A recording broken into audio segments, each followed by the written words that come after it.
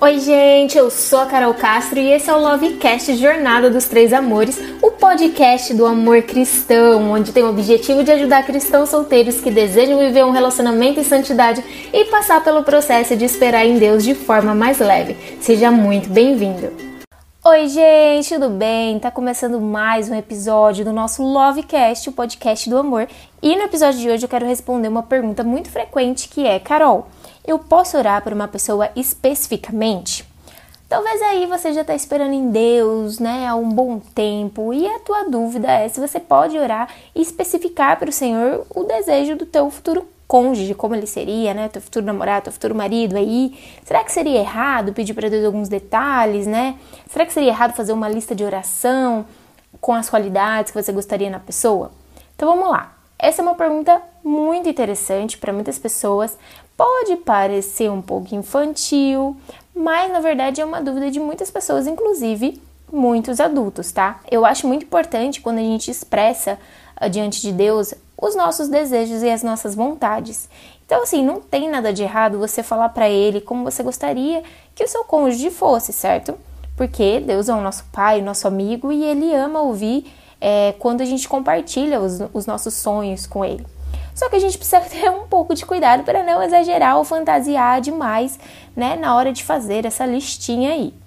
Uma vez uma pessoa recebeu um e-mail, né, de uma moça com uma listinha de qualidades que ela queria encontrar no seu futuro cônjuge. E aí, tudo bem, né, estaria tudo lindo, tudo perfeito, se não fosse um pequeno detalhe de que essa lista aí que ela tinha feito, ela tinha apenas, assim, 80 itens, tá? E ela queria muito a avaliação, né, dessa pessoa que ela tinha enviado esse e-mail pedindo orientação. E com certeza a resposta dessa pessoa foi de que, né, ela estava meio doida, estava idealizando demais e com certeza ela não ficou feliz com aquilo que ela estava ouvindo, né? Porque aquilo não era uma lista de oração, mas era uma lista de capricho de uma filha mimada. E a palavra diz lá em Tiago 4,3, gente, o seguinte: pedis e não recebeis, porque pedis mal, para esbanjardes em vossos prazeres. Então existem orações aí que Deus nunca vai atender, gente, independente da fé que a pessoa tenha. Então como que você pode fazer para não cair no mesmo engano aí que essa moça? Vamos lá, Deus ama ouvir o que tem no nosso coração, mas a gente não deve nos deixar levar pelos nossos desejos, certo? A gente precisa pedir com sabedoria. E como seria então, Carol, pedir com sabedoria em relação a um namoro, por exemplo? Eu sempre encorajo vocês a orarem por qualidades e características que vocês gostariam de encontrar no futuro namorado, futuro cônjuge aí de vocês. Sem se confundir fazendo uma lista da Disney, né? Do príncipe da Disney, de realizações, dos seus caprichos, né? Daquela coisa idealizada, doramística, né? Então, não. A gente precisa ter sabedoria, maturidade naquilo que a gente vai pedir, expressar em forma de oração e lista para Deus, certo? Então, assim, eu acredito sim que Deus pode realizar alguns caprichos, mas Ele não quer filhos mimados. Então, para a gente receber, a gente precisa saber pedir. Olha o que a Bíblia diz: não andeis ansiosos de coisa alguma, Em tudo, porém, sejam conhecidas diante de Deus as vossas petições, pela oração e pelas súplicas, com ações de graça, e a paz de Deus, que excede todo entendimento, guardará o vosso coração e a vossa mente em Cristo Jesus.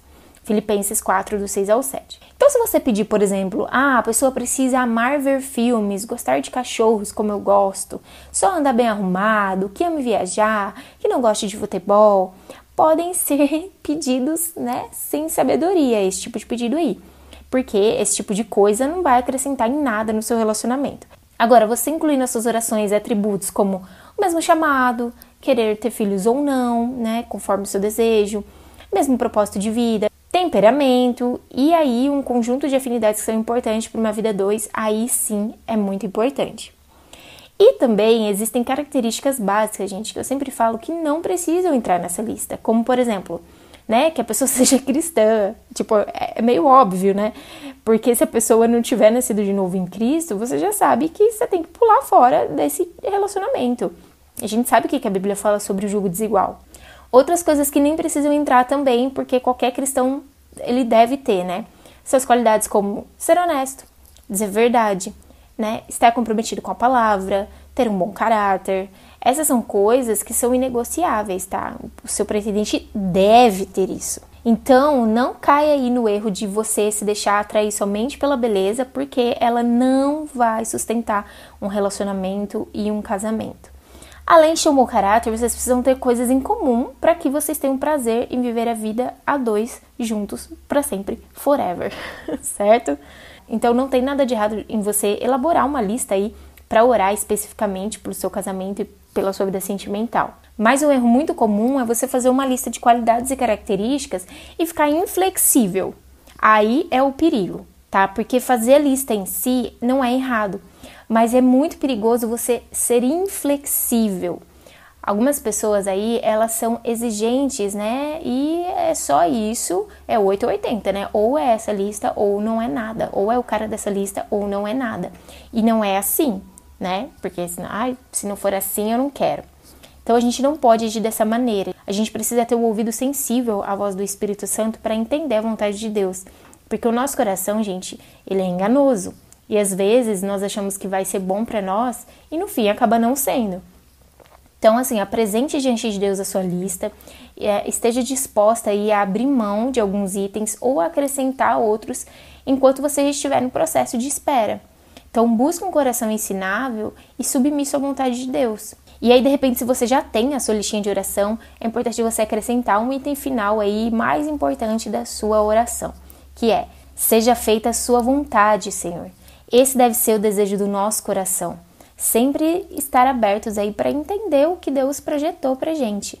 E certamente, com certeza, sem dúvidas, é bem melhor do que aquilo que a gente deseja, tá? E outra dúvida que pode surgir aí sobre isso, sobre esse assunto que a gente está conversando hoje, é sobre o jejum, né? Se ele pode ser usado nesse tipo de caso. Tipo, Carol, posso jejuar para alguém gostar de mim, né?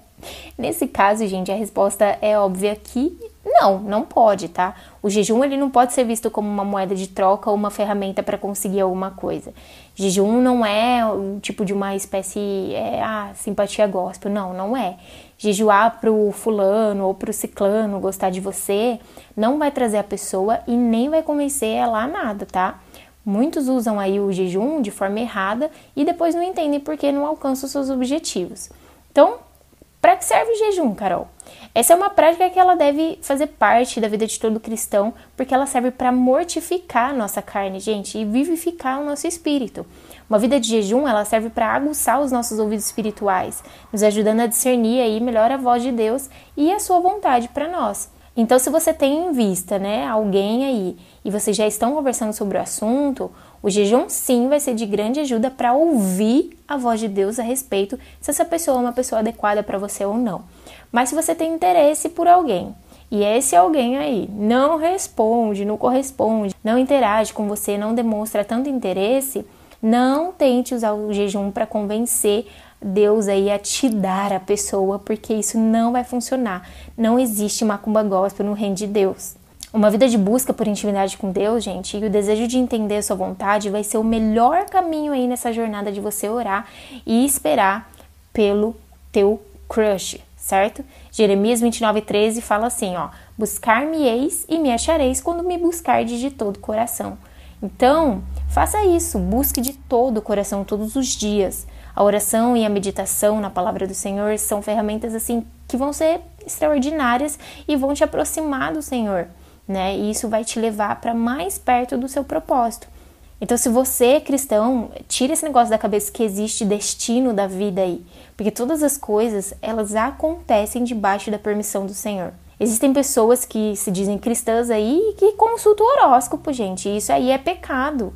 A Bíblia é clara sobre isso, né? Mas não abrem assim nem a Bíblia, não oram, não obedecem ao Senhor, não obedecem os mandamentos, e aí depois querem que Jesus atenda os seus pedidos, né? Como se a oração fosse uma varinha de condão.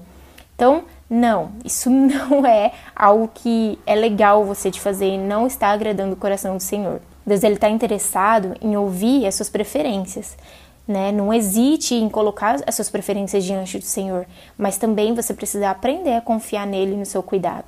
Então, sempre submeta os seus sentimentos e as suas vontades ao Senhor. Viva uma vida de comunhão com Deus, sempre obedecendo o que Ele ordena na sua palavra, né? Desenvolva a sua jornada dos 3 amores, que é o seu relacionamento com Deus, seu relacionamento com você mesma e, consequentemente, o seu relacionamento com o seu futuro namorado, seu futuro marido, que eu tenho certeza de que aquilo que Ele planejou para você vai ser maravilhoso no momento adequado, no momento certo, no momento que Ele preparou para você.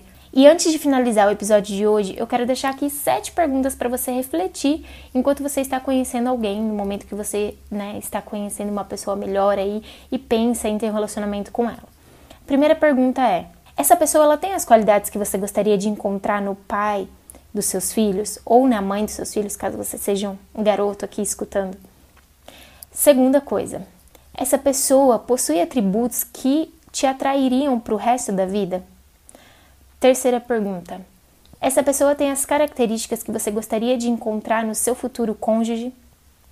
Quarta pergunta: essa pessoa tem um nível de comprometimento com Deus que você julga importante? Quinta: essa pessoa tem qualidades físicas que te atraem?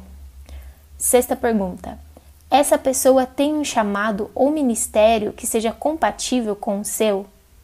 E a sétima e última pergunta: essa pessoa tem os propósitos de vida e planos para o futuro semelhantes aos seus? Então, assim, são perguntas extremamente importantes para você refletir enquanto você está conhecendo alguém, porque são perguntas que, ao serem respondidas, elas vão de impacto no relacionamento de vocês, né, numa vida a 2, com certeza. Então foi esse o episódio de hoje, eu espero que você tenha gostado e eu te vejo no próximo episódio.